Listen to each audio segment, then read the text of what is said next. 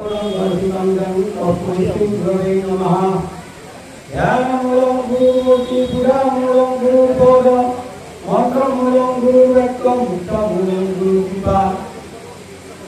নাম সেই কৃষ্ণ জনানিষ্ঠ কৰি নামৰ লগত আছে আপুনি শিৱ।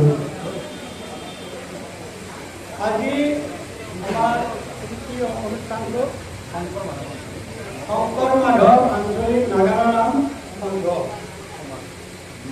সমাৰোহ। অৱশ্যে মই বহুদিন নাগাৰা নামৰ পৰা আঁতৰি আছোঁ। এই নামঘৰত নাম গাবা আহিছিলোঁ ধোবাদাৰী। এই ধোবাদাৰী স্কুলৰ কাষতে স্কুল আৰু সৰস্বতী পূজাত নাম গাবা আহিছিলোঁ। মোৰ ঘৰ বেছি দূৰত নহয় দে, মোৰ ঘৰ বৰাপুৰ, মোৰ জন্ম বৰাপুৰ। বহুতে নাজানে, কিন্তু এতিয়া মোৰ ঠিকনা ক'ত গুৱাহাটী। আৰু এই ৰুণুৰ লগত একেলগে থাকোঁ। আৰু ৰুণু মই একদম থাকি মই কলেজত পঢ়াইছোঁ। কলেজত মই 1958 চনৰ পৰা 1984 চনলৈকে নাম গাইছোঁ। এই হাতে জানে আমাৰ ভুৱনেশ্বৰ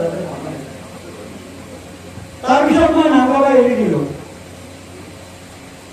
এইকাৰণে এৰি দিলোঁ যে নাগাৰা নাম হৈ থকা নাই। এই মই শব্দ দুটা কম বেয়া নাপাব, প্যাৰ মহাপদ হৈ গ'ল। আপোনালোকে হিন্দী চিনেমাৰ যদি গীতবিলাক চাই, প্ৰত্যেকটা গীততে দুটা শব্দ আছে, এটা প্যাৰ আৰু এটা মহাপদ, কিন্তু প্ৰেম শব্দটো নাই। বুজিছে ন কথাটো? আজিকালি আপোনালোকে দেখা পাইছে নহয়, মানুহ ভাল পায়, পাই পেলাই আকৌ চিন্তুৰি লগায়। বাপেকে অলপ পঢ়িয়ে আছে। আজিকালি ঘৈণীয়েকে জীয়েকক মাৰি পেলায় আৰু জীয়েকক ঘৈণীয়েকক মাৰি পেলায়। আনকি পুৰুষক ভাল পাই পেলাই নিজৰ সন্তানকো মাৰি পেলাইছে। এনেকুৱা এটা সময়ত আমি আছো। কেনেকে আমি সংস্কাৰ কেনেকে কৰিম? সমাজখন ৰামসিংহ যেতিয়া অসম আক্ৰমণ কৰিবলৈ আহিছিল, এইটো বুঢ়াবুঢ়ী কথাৰে আহি ঔৰংগজেবৰ সেনাপতি হৈ আহিছিল। আহি পেলাই ইয়াতে এইখিনিতে অসমীয়া দৈবাৰী চাংচাৰী শব্দটো, চাংচাৰী মানে কি হৈছে জানে না? চাংচাৰী শব্দটো কেনেকৈ হৈছিল? এইয়া বহুত কথা জানিবলগীয়া আছে। শাৰী শাৰীকৈ চাং পাতি মগৰ ধৰ্মবিলাকে হেৰি কৰিছিল, আছিল তাতে। এই চাংচাৰী মলং এই ভাগৰ গোটেই আগুৰি আছিল। আপোনালোকে জানে আমিনগাঁৱৰ এই তাতে যিটো আছে, তাতে এই আমাৰ যে হেৰি কৰে গুৱাহাটী পাহাৰ মানুহৰ কাষে ঘূৰি যোৱা সেইখিনি ঠাইত একদিনত আহোমৰ 10,000 সৈন্য মৰিছিল আৰু মোগলৰ 10,000 সৈন্য মৰিছিল এদিনত তাতে যুদ্ধ। সেই ৰামসিংহ যেতিয়া অসমত আছিল, কামৰূপত আছিল, বহুদিন থাকিবলগীয়া হ'ল। এবছৰ পাৰ হৈ গ'ল।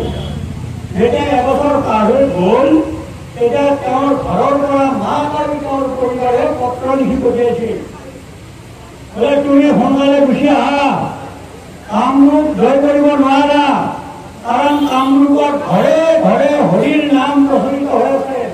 য'ত নামৰ স্বাভিমান প্ৰচলন আছে, তাক তুমি জয় লাভ কৰিব কেতিয়াও নোৱাৰা।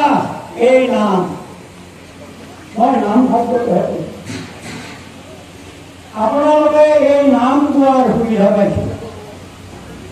মই ক'লে 1958 চনৰ ভিত্তিত যিখন সংবিধান আছে, এই সংবিধানখনক সন্মান কৰি যদি নাগৰা নাম পৰিৱেশন নকৰে, তেনেহ'লে নাগৰা নামে কেতিয়াও বিশ্ব দৰবাৰত থিয় হোৱাৰে। এইটো একেবাৰে সত্য কথা। যোৱাকালি আমাৰ জনপ্ৰিয় চৰকাৰৰ এজন উচ্চ পদস্থ বিষয়াৰ লগত এই বিষয়ে আলোচনা হৈছিলোঁ। তেখেতে মুখৰ পৰা অকণমান জানিব পাৰিছোঁ যে আমাৰ নাগা নামৰ ব্যাকৰণ নাই। গতিকে ব্যাকৰণ সন্দৰ্ভত বা ব্যাকৰণ সাপেক্ষে ব্যাকৰণে আমাৰ যিখন আমি সংবিধান কৰিছোঁ সেই সাপেক্ষে যদি আমি নাম পৰিৱৰ্তন নকৰোঁ, বাৰে ৰহণীয়া সংস্কৃতিৰ যদি সমন্বয় কৰোঁ নাগৰা নাম, তেতিয়াহ'লে নাগৰা নামৰ যিটো স্বকীয় বৈশিষ্ট্য, স্বকীয় মৰ্যাদা সেইটো লোপ পাই যাব। এতিয়া লোপ পোৱাৰ ৰাস্তা আহিছে। আমাৰ যিসকল জিজ্ঞাসু দৰ্শক, এই দৰ্শকসকলে আজিৰ নাম চাই কিছুমানে বিফল মনোৰথ হৈ গুচি আহে যে নাম দেখোন চাব নোৱাৰি, কেনেকুৱা হ'ব। মই সদৌ অসম নাগা নাম সংঘৰ পৰা সদৌ অসম নাগা নাম সংঘ তথা জিলা সংঘ তথা আঞ্চলিক সংঘৰ যিসকল বিষয়ববীয়া, প্ৰথমে তেখেতসকলে শুদ্ধতা ৰক্ষা কৰি নাগৰা নাম গাব লাগিব, বিষয়াসকলে। তাৰপিছত আমি উত্তৰ পুৰুষসকলক তেতিয়াহে আমি শুদ্ধ পথলৈ আনিব পাৰিম।